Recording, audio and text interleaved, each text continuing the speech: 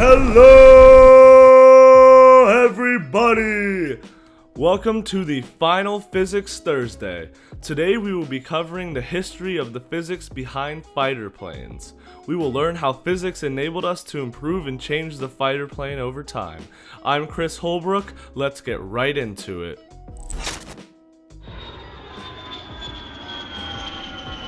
Okay guys, before we dive straight into the history of the fighter plane, I'm going to cover the basic physics of flight so everyone has a firm grasp and understanding on the topic, so when I mention some of these terms throughout the presentation, you'll know exactly what I'm talking about.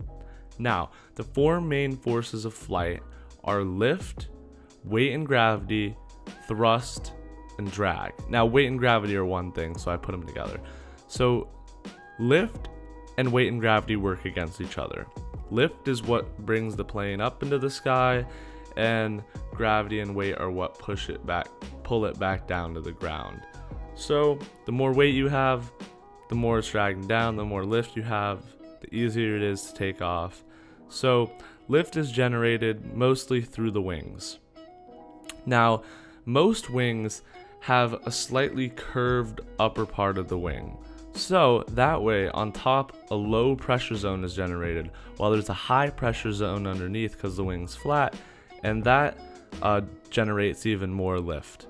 So it's brilliantly designed, and physics is what enables it. It's pretty cool. Now what works against this is weight and gravity, obviously. So yeah, that's what it's worked against. Now, thrust and drag also work against each other, and thrust is what generates the plane, generates momentum, so the plane is able to take off. So without thrust or lift, you can't have a plane. So the way thrust and drag work against each other is like this. So thrust is usually generated through a form of propulsion, whether it be a propeller or a jet engine. Those are the two main forms. And so this just generates, through horsepower, it generates acceleration, forming thrust, and that's how the plane is able to take off, while drag works against it, slowing airspeed, stuff like that. For example, air resistance. So those are the four basic forces of flight.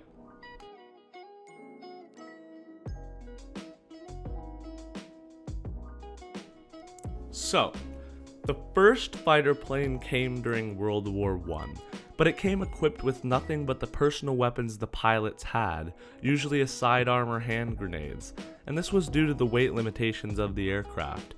Funny story is, the first recorded dogfight in history was actually between two pilots that shot at each other with sidearms because they had no other form of weaponry. This actually resulted in no casualties as they couldn't even hit each other, but this is what birthed the idea to weaponize planes for combat. The first fighter plane also wasn't able to generate enough lift to carry heavy loads due to its small wings and low airspeed, so the easiest solution to this problem was to expand the wingspan of the aircraft, but at the time, they didn't possess a material sturdy or flexible enough to do so. So instead, they added another layer of wings, forming the famous biplane. This additional set of wings increased the lift, which enabled the fighter plane to carry a proper front-mounted machine gun that the pilot could control. However, the original design of this was flawed, as pilots would end up shooting out their propellers and crashing because there was no stop lever preventing them from shooting through the propeller. That was later engineered brilliantly so pilots could fly and shoot safely. So, the reason why they wanted to keep the wingspan shorter and they added another stack of wings was because it made the aircraft more maneuverable. The infamous Red Baron was able to outduel opponents in the sky due to his superior triplane. The triple wing layered plane allowed Germans to shorten the wingspan, allowing the fighter plane to gain more maneuverability. However, this later became obsolete as improved engines, amongst other things, made the biplane superior in World War I. All World War I planes also had open cabins rather than closed ones and pressurized ones found today. Now, an open cabin means like when they were flying in the sky, they're literally out in the open, exposed to the elements in the air, nothing protecting them. Yeah. So the World War I planes were not very advanced, but this was the first time we saw any fighter aircraft, so we can't really blame them. But it's still fascinating how fast and nimble these planes with triple stacked wings, bi-wings, how maneuverable and deadly they actually were by the end of World War I.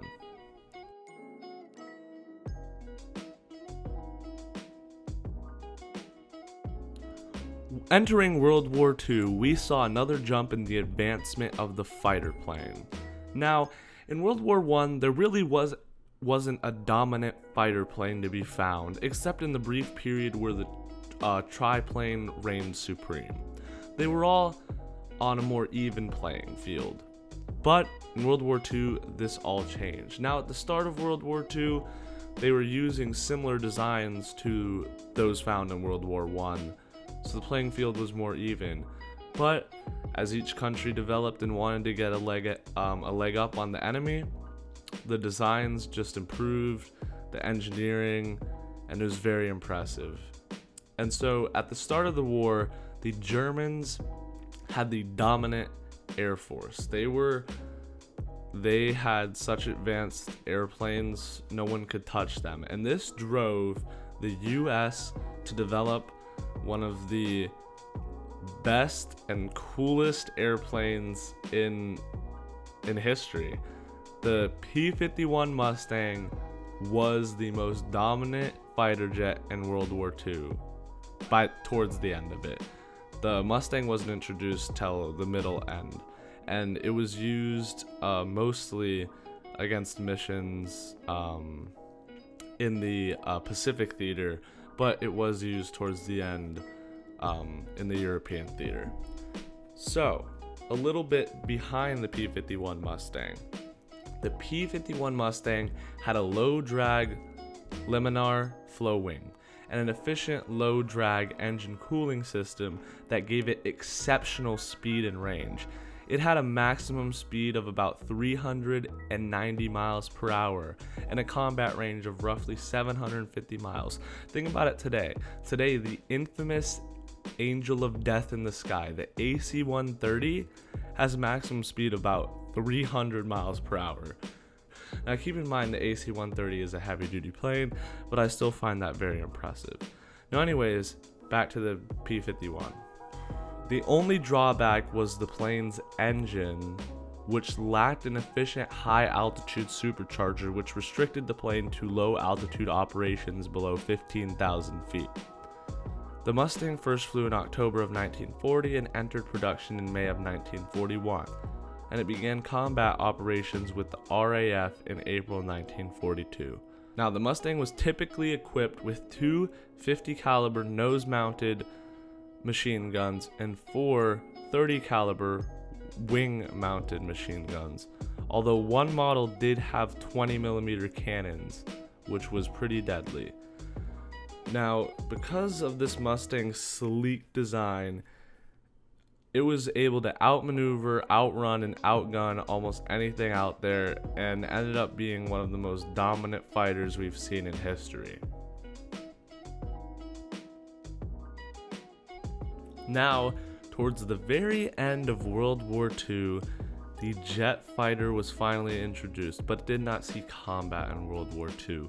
The jet fighter was mainly made famous during the Cold War, when both the US and the Soviet Union used advanced jet fighters and supersonic fighters and spy planes and all that to scare the enemy, spy on the enemy, all that sort of thing. And it was a very interesting time.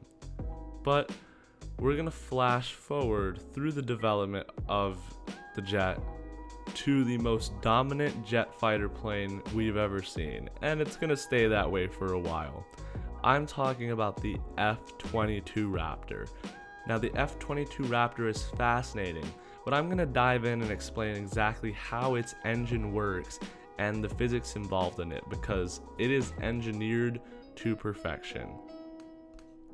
So, the F-22 Raptor's engine is a turbofan engine design. So, Let me explain a little bit about the turbofan engine. The core of the engine has a fan in the front and a turbine at the rear. The incoming air is captured by the engine inlet. Some of the incoming air passes through the fan and continues into the core compressor and then the burner, where it's mixed with fuel and combustion occurs. The hot exhaust passes through the core and fan turbines and then out the nozzle in a basic turbojet. The rest of the incoming air passes through the fan and the bypass and goes around the engine, just like the air through a propeller. The air that goes through the fan has a velocity that is slightly increased from the free stream, so a turbofan gets some of its thrust from the core and some of its thrust from the fan. The ratio of the air that goes around the engine to the air that goes through the core is called the bypass ratio. There are two forms of this engine: high bypass, which is used in almost all modern commercial jet airliners as well as military transport. So what high bypass is, it's reduced noise compared to the low bypass versions. They're way more fuel efficient, but they're not usually as powerful. And they're usually used in twin engine designs. But the type that the F-22 Raptor has is a low bypass with afterburner, which is used in most modern jet fighters. Most afterburning is... So let me explain what afterburning is. Afterburning is often designed to give a significant thrust boost for takeoff, transonic acceleration, and combat maneuvers, but it is very fuel intensive. Consequently, afterburning can be used only for short portions of a mission. An afterburner is a combustor located downstream of the turbine blades and directly upstream of the nozzle, which burns fuel from afterburner specific fuel injectors. When lit, prodigious amounts of fuel are burnt in the afterburner, raising the temperature of the exhaust gases by a significant degree, resulting in a higher exhaust velocity and engine specific thrust. So when you see the flames coming out from the back of a fighter jet, this is actually the afterburner. If they didn't use afterburner, you wouldn't see this. Now, a little bit more behind the F-22 Raptor. It was made mostly by Lockheed Martin, but actually the wings were designed by Boeing, and the wings are beautifully designed. They create even pressure zones on both sides, so that way the F-22 Raptor generates a lot of lift due to its thrust and also the way the wings were designed, but it can fly perfectly upside down or right side up without a problem, which gives it a very big advantage when it comes to dogfighting, air-to-air combat, that sort of thing. The F-22 Raptor has a Pratt & Whitney F119 engine, which, as we discussed, is a low bypass afterburning turbofan engine. It produces 35,000 pound-feet of thrust. Its twin engine, which is unique as usually afterburning jets only have one engine. Its max speed is 2.25 Mach or 1,500 miles per hour, and it climbs at a rate of 62,000 feet per minute. And it has a range of 1,800 miles. So, with the domination of the F-22 Raptor, that concludes my presentation. I hope you guys learned a lot. It was actually pretty fun making this. And I just want to say thank you, Dr. J, for an amazing year of physics. I learned a lot. It wasn't always the most fun, as you gave us some tricky problems, but I did enjoy myself this year, and I hope we can continue it next year with E&M. Thank you, Dr. J. This is Chris, signing out.